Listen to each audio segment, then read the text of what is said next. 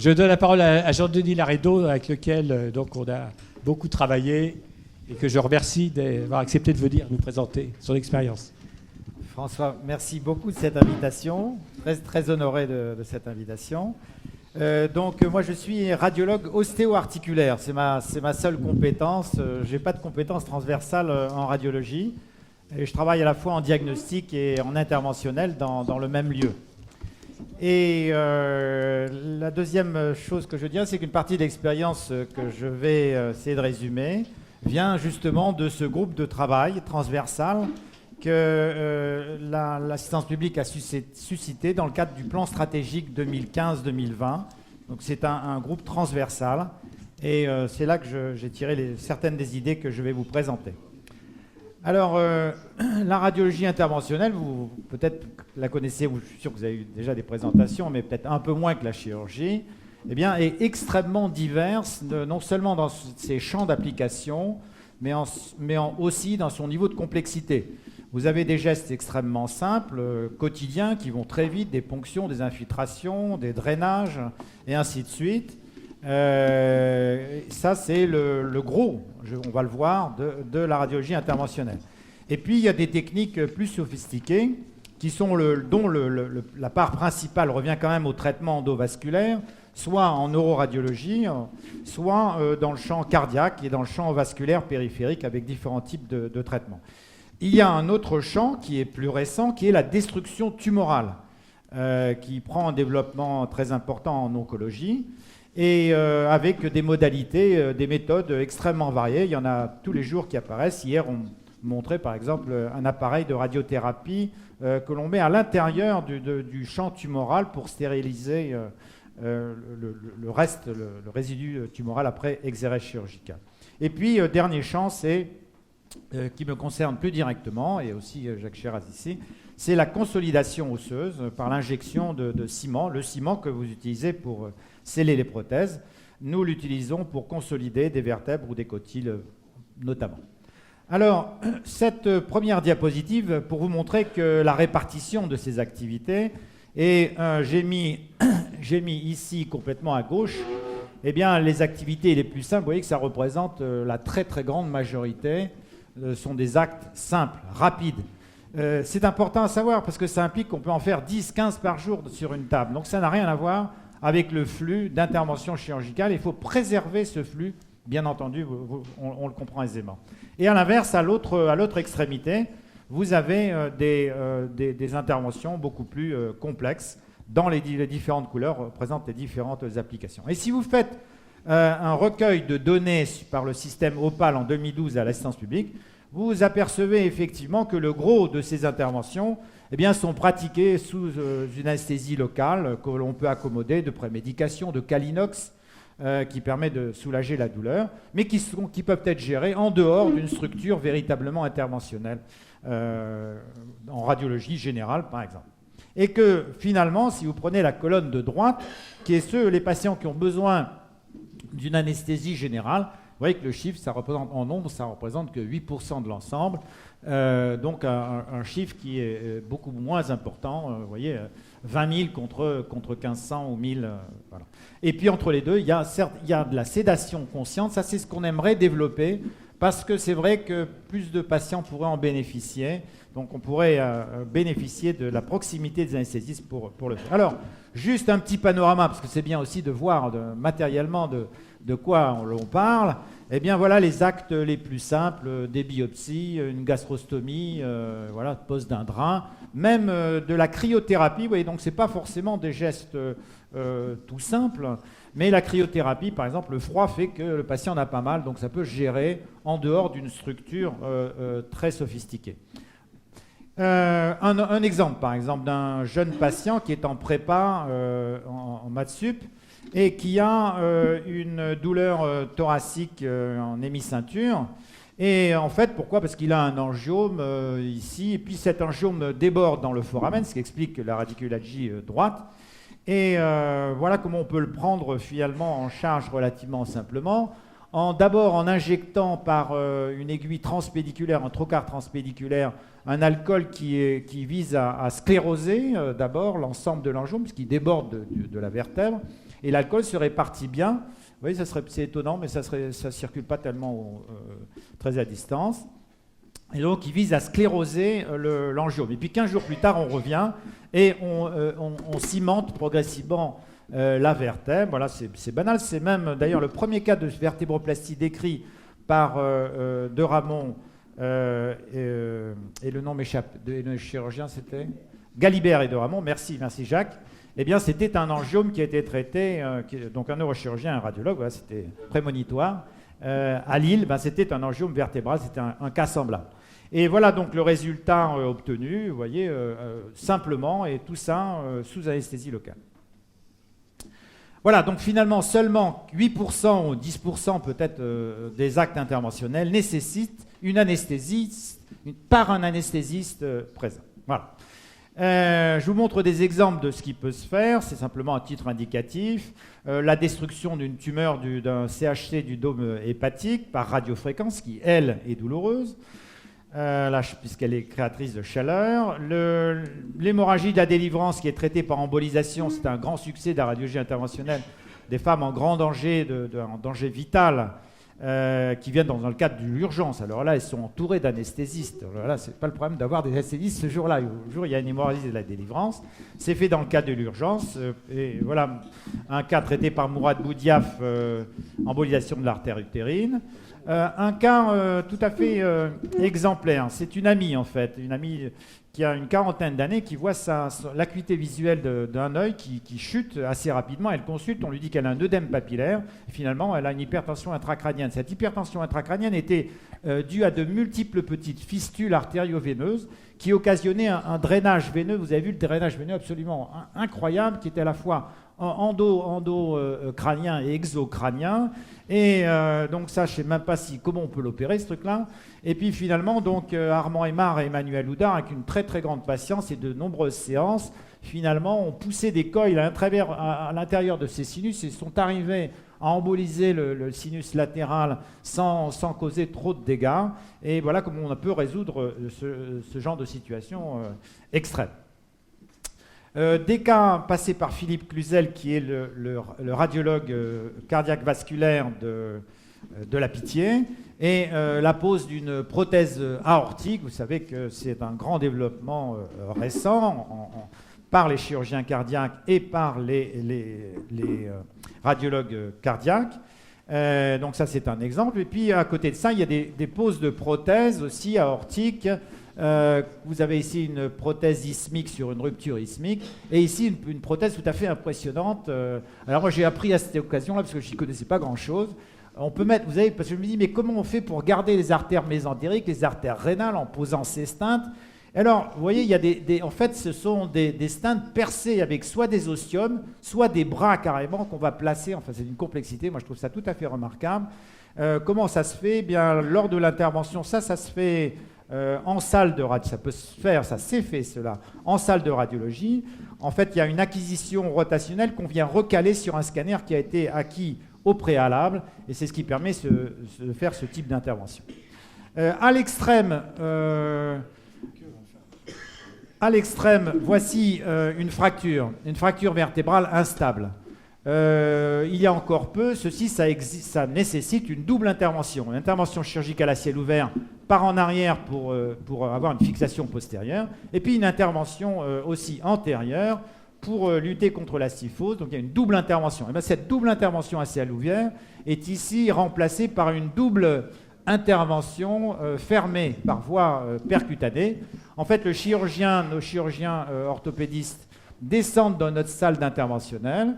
Ils posent en arrière, commencent à poser les vis. Non, c'est pas exactement comme ça. Nous faisons les pré-trous parce que nous n'avons plus l'habitude d'aller plus vite sous nos écrans et nos arceaux. On fait comme si on faisait une vertébroplastie, on fait tous les pré-trous. Là-dessus, il met le matériel en percutané, ça c'est un sextant, maintenant c'est très classique, et puis on fait la vertébroplastie à la fin. Donc vous voyez, c'est un exemple de symbiose, parce que ça aussi, C'est une chose ce sera un côté positif d'être dans un même lieu. C'est cette faculté d'échange à tous les niveaux. Au niveau François a parlé de l'image, mais c'est aussi dans les techniques. Je crois que c'est le côté positif qui me fait penser que ce sera quelque chose de très positif, en tout cas pour cet aspect-là. Donc voilà comment on transforme des opérations, une double intervention en méthode percutanée. Voilà, donc ces cas que je vous ai montrés sont dus à ces différents collègues. Alors la salle, ce qu'on appelle la salle hybride, dont vous avez vu un exemple dans le film de Strasbourg. La salle hybride, c'est une salle où on peut à la fois faire la chirurgie et à la fois faire de l'imagerie. Alors, dans quel but? Eh bien, soit vous faites de la chirurgie vasculaire principalement, cardiaque vasculaire, et puis il y a un risque que vous ayez besoin d'ouvrir.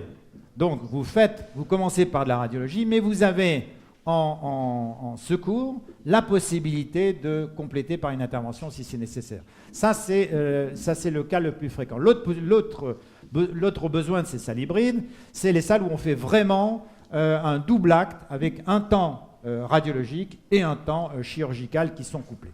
Alors, c'est certainement un progrès, mais qu'est-ce que ça veut dire en volumétrie? Alors, en volumétrie, vous avez ici les actes qui ont été faits en 2012 sur ce type de salle, et vous voyez que, en fait, si vous faites le total à la fois des endoprothèses aortiques thoraciques, des endoprothèses aortiques abdominales et des valves aortiques percutanées, on est sur à peu près 800 gestes au total pour l'assistance publique sur un nombre de centres déjà important. Donc ça fait un petit nombre de 150 actes par centre seulement.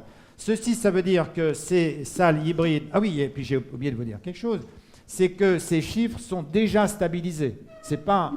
ils sont stables déjà depuis 2-3 ans. Il y a une très grosse croissance et maintenant ça tend à être stable.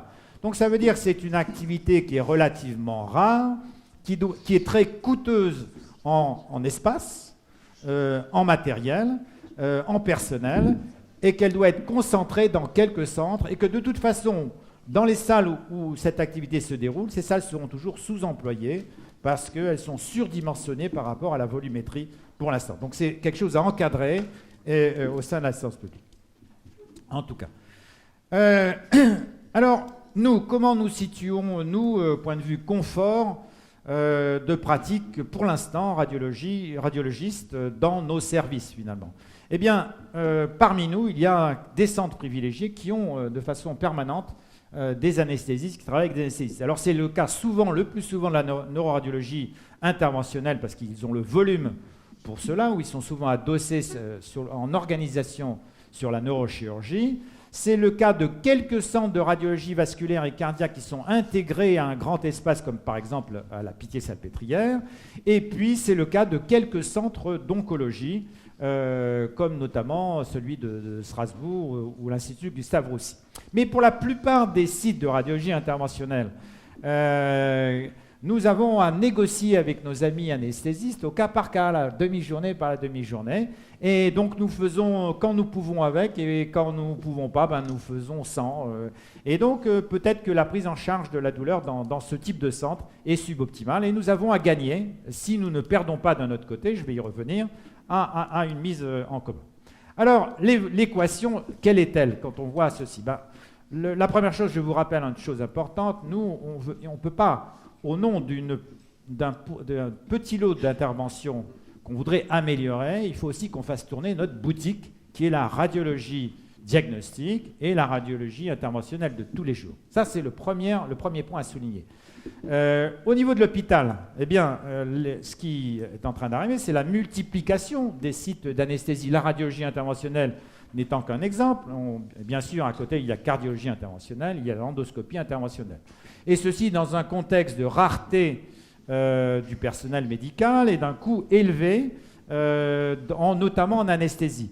C'est bien sûr, je le disais, idem pour la cardiologie et l'endoscopie interventionnelle. Donc, on le sait tous, la tendance naturelle, l'intérêt naturel, la conclusion naturelle, c'est le regroupement des activités et interventionnelles et des blocs opératoires en un seul site. On a bien compris que c'était la tendance générale.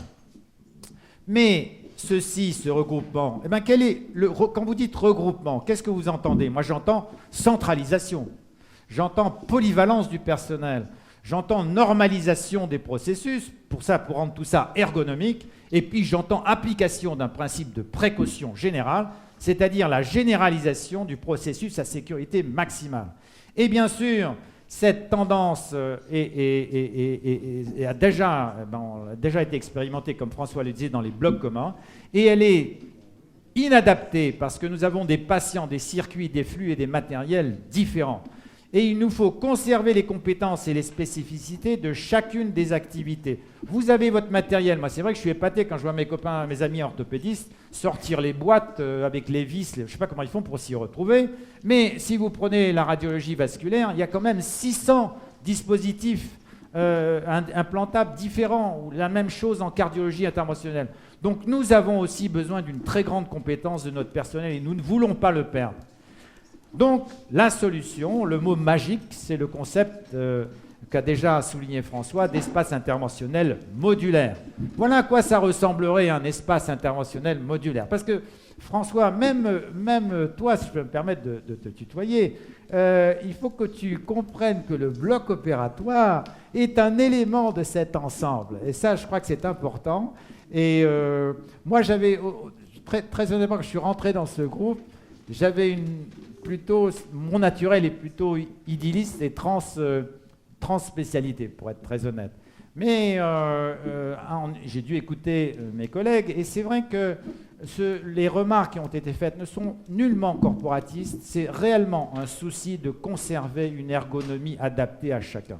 Et cet espace doit refléter ces différences d'ergonomie pour que tout le monde puisse travailler de la meilleure façon dans l'intérêt de tous. Donc ces modules, eh bien, ils ont vraiment une organisation très, très différente chacun, même s'ils ont beaucoup de choses en commun, et notamment le module anesthésie. Et on peut voir, donc on voit une structure, ça c'est un schéma de Philippe Cluzel qui est très beau parce que, Philippe Picard, ce n'est pas du tout un dessin d'architecte, entendons-nous. C'est un schéma fonctionnel. Hein, ça, c'est très important. On remplit notre cahier des charges, nous, on donne la fonction. Et on voyait que c'est une structure en camembert avec un double accès de la rue pour les malades ambulatoires et pour les malades interventionnels et de module hospitalisation avec, bien sûr, une distribution sur la salle de réveil et l'anesthésie. Nous avons en radiologie un dilemme particulier. C'est qu'à côté de cette activité interventionnelle, disons lourde, eh bien, nous avons une activité de radiologie diagnostique et d'interventionnel léger qui travaille 5 jours sur 5 en parallèle. Donc, notre souhait ardent de la communauté des radiologues, c'est que la radiologie centrale ne soit, disons, pas seulement à proximité, mais à proximité immédiate de l'espace interventionnel. Donc, ce serait le fait de rajouter une galette à la galette, comme la galette des rois. Je crois savoir que la galette des rois, il y a plusieurs couches, il y a plusieurs strates. Voilà. Un autre dessin de Philippe Cluzel qui est, je crois, très très beau, qui reflète nos discussions. Alors, il est un petit peu compliqué, mais il reflète bien tout ce qu'on veut dire. Donc, vous avez ici la chirurgie, hein, les blocs opératoires, avec les 3 flux dont François a parlé. Le flux d'urgence, le flux d'activité programmée et le flux d'activité ambulatoire. Et puis, de l'autre côté de ce couloir où se trouve finalement le réveil léger, le réveil ambulatoire, vous avez les cellules d'endoscopie, de cardiologie et de radiologie interventionnelle avec la radiologie à proximité. Et vous voyez, ce type de schéma, encore une fois complètement fonctionnel, montre qu'il doit être possible de préserver à la fois un flux rapide, extrêmement rapide, une boucle courte de type ambulatoire, comme c'est de type interventionnel ou ambulatoire, comme c'est montré ici, et puis pour les malades un peu plus lourds, de les faire pénétrer dans le réveil ambulatoire ou même dans le réveil classique. Voilà, en conclusion, d'accord, c'est le sens de l'histoire de se regrouper, mais orientons l'histoire. C'est possible d'orienter l'histoire de façon à conserver les compétences et les spécificités de chacune de nos activités, compte tenu de nos patients, de nos circuits, de nos flux et de méthodes de gouvernance différentes, même s'il y a un chapeau qui doit recouvrir tout ça. Merci pour votre attention. Merci pour Jean-Denis Laredo pour cette présentation dont, à 100%, je suis d'accord avec ce que tu as dit. Il n'y a aucun problème. Qui veut intervenir sur poser des questions à Jean-Denis Laredo? Oui, pardon. Jacques? Ah. Attends, micro. Je suis tout à fait d'accord avec ce qu'a dit Jean-Denis. Mais ce qui est important, c'est effectivement le schéma de Philippe Cluzel avec les modules. Et en fait, il doit y avoir une mutualisation sur ces modules. Il doit y avoir une mutualisation sur les modules pour que les gens puissent travailler à droite, à gauche en fonction. Il y a une chose qui manque. Oui. En fait, c'est la contrainte de la radiothérapie. Parce que de plus en plus, on va avoir de la radiothérapie ciblée avec des sources particulières. Besoin de contrôle d'imagerie. Nous, on l'a, par exemple, en neuroradiologie, puisqu'on fait des repérages sur IRM. Ensuite, on passe les malades au gamma knife. Mais ça va se développer dans d'autres secteurs. On parle de la radiothérapie ciblée avec le cyberknife, etc. Et ça, il faudra aussi l'intégrer, probablement dans les blocs médico-techniques, à proximité des blocs opératoires. D'autres questions? Je pense que ce qui a été montré de façon très intéressante par Jean-Denis, c'est les notions de flux et de pourcent, enfin pas de flux, de volume de malades à traiter en radiologie interventionnelle lourde par rapport à la radiologie interventionnelle légère, si j'ose dire. Et je pense que c'est un bon argument pour justement défendre le fait que les services de radiologie diagnostique ne soient pas loin des blocs, parce qu'en effet, 150 interventions par structure, c'est pas très important, donc ça nécessite un module spécifique, c'est évident. Mais c'est vrai que si la radiologie interventionnelle légère est à l'autre bout de l'hôpital, ça pose un problème d'organisation sur le plan des hommes. Mais j'ai oublié quelque chose de très important, c'est que de toute façon, la radiologie doit être là, puisque on a besoin du scanner et de l'IRM proche des urgences. C'est indispensable. Donc ça, c'est une deuxième raison. Parce qu'il n'y a pas la place dans le bloc de mettre des scanners et des IRM. Sinon, vous aurez des appareils complètement sous-utilisés. Donc ils doivent être en radiologie. Donc la radiologie doit être juste à côté des structures interventionnelles. D'autres questions avant de passer